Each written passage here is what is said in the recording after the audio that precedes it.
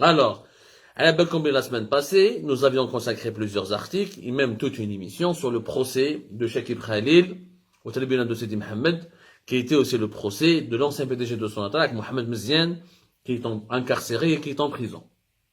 Alors que Shakib Khalil est officiellement à l'étranger depuis, en fuite, je ne dirais pas ça, mais en tout cas, il réside et séjourne à l'étranger, il n'a pas été inquiété, il se trouve toujours aux États-Unis d'Amérique avec sa femme et ses enfants.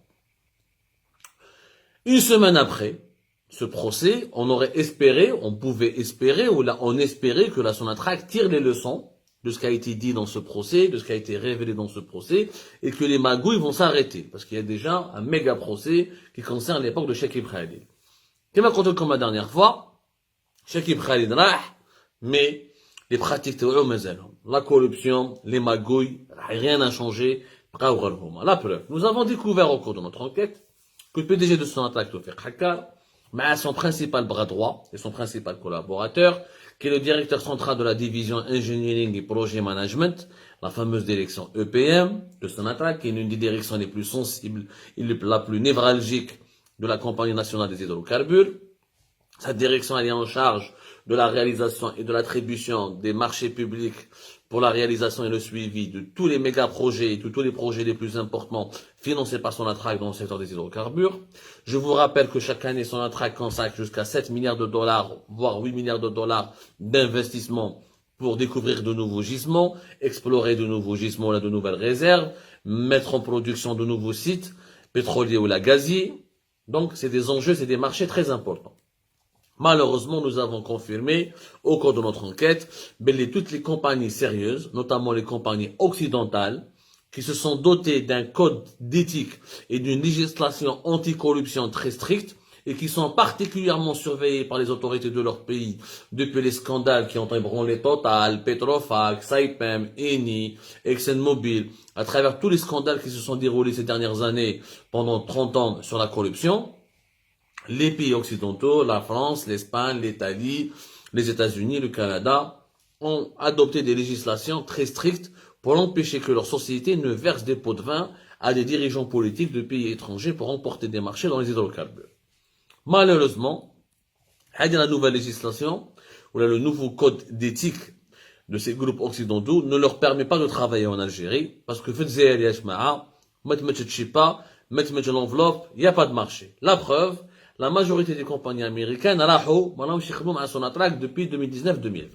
Menhom, Fluor, Baker Hughes, Bechtel, FMC Technip qui sont franco-américains, MC Dermot, toutes ces compagnies ont quitté, ou là le géant KBR, c'est une autre compagnie américaine, où les compagnies ne sont pas dans l'exploration ou l'exploitation des gisements, ils sont surtout dans ce qu'on appelle l'engineering et la réalisation des infrastructures. L'ingénierie et la réalisation des infrastructures de chimie, ou de pétrochimie, ou là de pétrole et de gaz.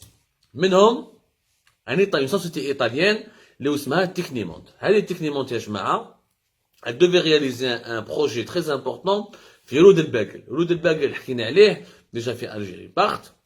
Nous avions consacré tout un article sur le blocage du projet de Roud el-Bagel, qui est un projet très important pour le secteur du gaz et du pétrole en Algérie. Roud el-Bagel, c'est situé à 100 km de Hassim Saoud. Et depuis 2016, Sonatrach devait lancer une usine de GPL à Roud el-Bagel, où dès les procédures de préqualification, où elle a commencé à aller pour parler avec des partenaires, avec des sociétés étrangères, pour réaliser ce projet. Le projet, c'est quoi le projet plus précisément? C'est la réalisation d'une usine de compression de gaz, unité de déshydratation de gaz, unité de traitement de gaz, y compris une unité de séparation et de stabilisation des liquides. Bon, c'est très technique. En gros, c'est une usine de production du GPL, de stockage et d'expédition du GPL, qui est un gaz important, un gaz liquide très important qui permet notamment de fabriquer du carburant à bas coût et un carburant beaucoup plus propre que les gasoils ou l'essence ou le diesel. Le projet ADA, il date depuis 2016. 2018-2019, une société italienne Technimont devait le réaliser à partir de 2020. Elle a remporté un appel d'offres à la régulière. Elle était confrontée à 7 ou 8 soumissionnaires étrangers ou d'être le projet qui devait être réalisé pour 400 millions de dollars. Malheureusement, جماعة في سوناتراك ils ont commencé à racketter Technimont.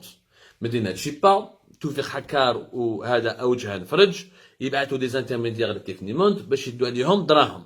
لي زيطاليان قالوا لهم احنا ما نخلصوش وما نشيبيوش دوبي لو سكوندال سايبام en Algérie, le scandale avec Eni, tout ce qui s'est passé avec Paolo Scaloni, tout le gros scandale qui a commencé depuis 2016-2015, qui a été traité par la justice italienne depuis l'instruction avait commencé même en 2013 et qui s'est soldé par plusieurs procès en Italie. On ne peut plus verser des pots de vin, on ne peut plus donner des chipas, donner des enveloppes, alors que les dirigeants algériens, notamment les dirigeants de Sonatrach, ont voulu racketter Technimont. Il y a les Technimont n'a pas voulu payer, Kharjouham le projet, ils l'ont bloqué de manière inexpliquée, alors qu'elle avait remporté un appel d'offres, ils ont bloqué le projet Rod El Bagel, qui devait commencer en 2020. Gal Ma'lej 2020, c'était l'année de la Covid-19, tout était paralysé. 2021, la pandémie avait un petit peu reculé, on s'était adapté aux mesures sanitaires pour pouvoir travailler. Même en 2020, ce projet n'a pas été fait, n'a pas été réalisé, ni lancé, ou Technimont a été totalement écarté. راحوا داروا un nouvel appel d'offres, اللي خرج في البوسام, وعاودوا même pour écarter définitivement Technimont de ce marché. يعني ils ont modifié les règles du jeu, les règles de participation à ces appels d'offres. واش داروا une nouvelle règle اللي تقول لك باللي il faut désormais avoir moins de 2 projets avec Sonatrach pour avoir le droit de soumissionner à un appel d'offres dans le secteur des hydrocarbures. En fait, cette règle a été inventée récemment par la direction générale de Sonatrach,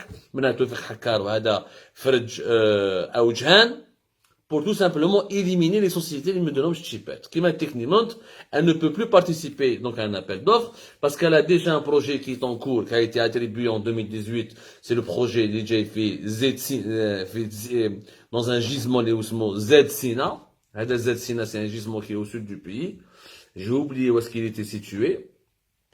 Mais c'est un autre projet important. Normalement, c'est à côté de Hassim Saoud, si je me trompe pas. Oui, c'est à 6 km, c'est dans les environs de Hassim Saoud. Donc, comme Technimont, elle a déjà un projet VZ Sina, ou elle a un projet de 240 millions de dollars, l'ibdet en 2020 normalement, Fibir Sba. Donc, elle ne peut pas plutôt 240 millions de dollars pour le projet de Z Sina, de GPL, ou un autre projet de GPL, Z Sina, ou un autre projet de 400 millions de dollars, Fibir Sba. Malheureusement, comme elle a déjà 2 projets en cours, malheureusement pour Technimont, elle ne peut absolument pas candidater pour un autre marché, et elle perd donc le marché qu'elle avait remporté déjà à partir de début 2020 pour réaliser les infrastructures, les usines et le complexe GPL Rod El Bagel. Donc elle a été écartée arbitrairement. Il n'y a aucune disposition dans le code de commerce, ni dans le code des appels d'offres, le code des marchés publics en Algérie, ni dans aucune législation commerciale au monde qui dit que il a 2 marchés, tu ne peux pas candidater pour un 3e marché. Ça n'a aucun sens. Il a la société italienne d'être déjà 2 marchés, ça signifie qu'elle a le savoir-faire, l'expérience nécessaire pour la réalisation des autres marchés.